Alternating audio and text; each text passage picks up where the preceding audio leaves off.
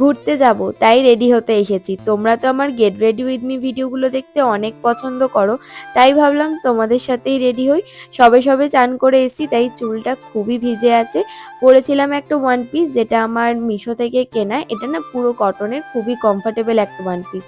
কোথায় ঘুরতে যাব কোনো রকমই প্ল্যান ছিল না, আশপাশটা একটু ঘুরতে বেরোচ্ছিলাম, তাই একদমই রেডি না হলেও চলতো। কিন্তু আমার না ঘুরতে বেরোলে বা কোথাও বেরোলে একটু সাজগোজ করতে ভালো লাগে।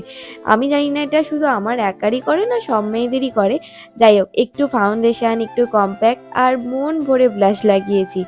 আর সাথে একটু লিপস্টিক না লাগালে তো মুখটা একদমই মানানসই হতো না। এমনকি আমি মাস্কারাটাও পর্যন্ত লাগাইনি।